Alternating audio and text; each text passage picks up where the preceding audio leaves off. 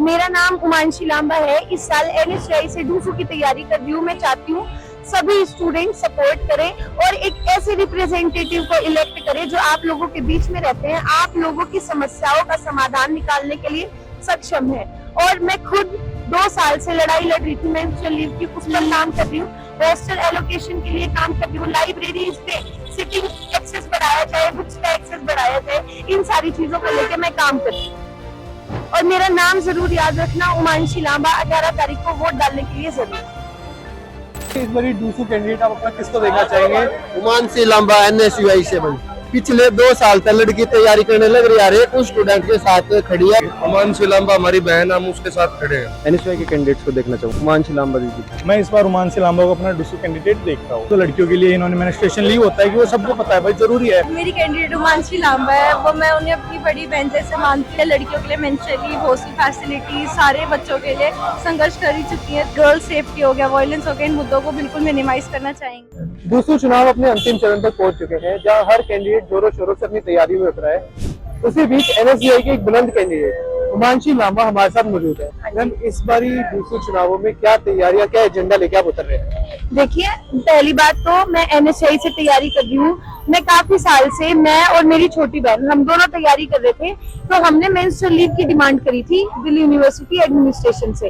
तो हमारा उसका स्ट्रक्चर ये है कि एक लड़की को एक सेमेस्टर की 12 छुट्टियां मिलनी चाहिए, 1 महीने की 2 लीव, क्योंकि पीरियड्स के टाइम पे लड़कियां ट्रेवल नहीं कर पाती और जो दूसरी स्टेट से बच्चे यहाँ पे आके रह रही है, लड़कियां जो रह रही है, वो नहीं उनका इतना अच्छे तरीके से ध्यान रख पाती है खुद का, तो उनकी हेल्थ भी इफेक्ट होती है। तो उनकी हेल्थ को देखते हुए, मद्देनजर रखते हुए, इसीलिए हम इस चीज की डिमांड करते हैं। मैम, ABVP की तरफ से आता होता है कि जो सिर्फ एक प्रोटेस्ट है, आपकी तरफ से सिर्फ डिमांड की जाती है, उसका कोई स्ट्रक्चर तैयार नहीं है। NSCI की तरफ से सिर्फ शोर मचाया जा रहा है। तो उसका जी बिल्कुल नहीं। अगर स्ट्रक्चर तैयार नहीं होता तो कैसे हम 12 लीव्स क्या वो उठा रहे हैं? हमने बोला है 1 महीने की 2 छुट्टियां होनी चाहिए। और ये चीजें चाहे कोई ABVP से जुड़ा हो, NSCI से जुड़ा हो या किसी भी पॉलिटिकल पार्टी से जुड़ा हो, ये चीज इस दुख दर्द से हर लड़की गुजरती है।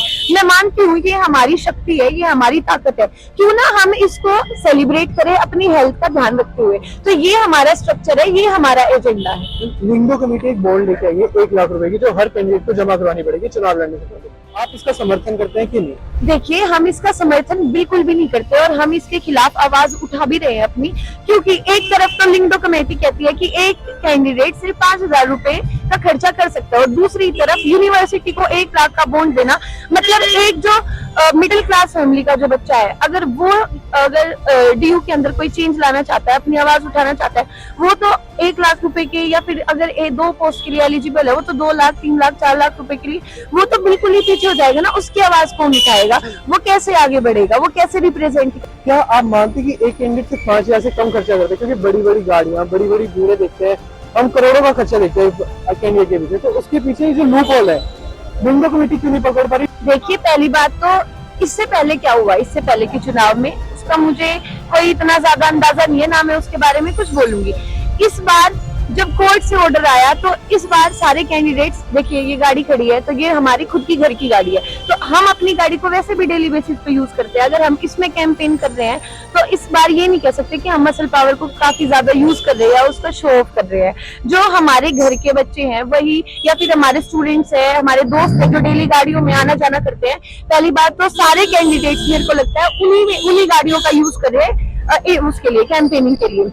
और ये चीज जरूर पकड़नी चाहिए एडमिनिस्ट्रेशन को या लिंगडो कमेटी को कि एक तरफ तो आपने खुद ही इतना ज्यादा इसको उठा दिया है इलेक्शंस को कि आपको ऐसे करना पड़ेगा, वैसे करना पड़ेगा, इस तरीके से माहौल बनाइए, ये करिए, वो करिए, तो कहीं ना कहीं खुद इन सारी चीजों को बढ़ावा दे रहा है कि हम सब इस पावर को दिखाए, ना कि स्टूडेंट्स के रियल इश्यूज पर काम करें। मैम, एक मैसेज आप DU के स्टूडेंट्स को देना चाहें जो वोट डालने से पहले क्या सोच के समझ के वोट डालें?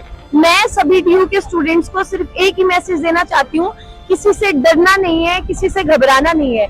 जो स्टूडेंट रिप्रेजेंटेटिव आपके बीच में आते हैं, जो आपके इश्यूज को समझते हैं, जिन्होंने खुद उन चीजों को एक्सपीरियंस किया है, आप उनको सपोर्ट करें। वोट डालने के लिए 18 तारीख को जरूर आना है अपने आई कार्ड के साथ या फीस स्लिप के साथ। इस चीज से आपको एक नया एक्सपीरियंस मिलेगा और आगे भी आप जितने भी फ्रेशर्स खासकर देख रहे हैं, जिस दिन पहले दिन से वो यूनिवर्सिटी में या कॉलेज में घुसे हैं, हर कोई नई इलेक्शन की तैयारी कर रहा हूँ, हाँ, जितने भी बच्चे देख रहे होंगे सबने ये एक्सपीरियंस करा है।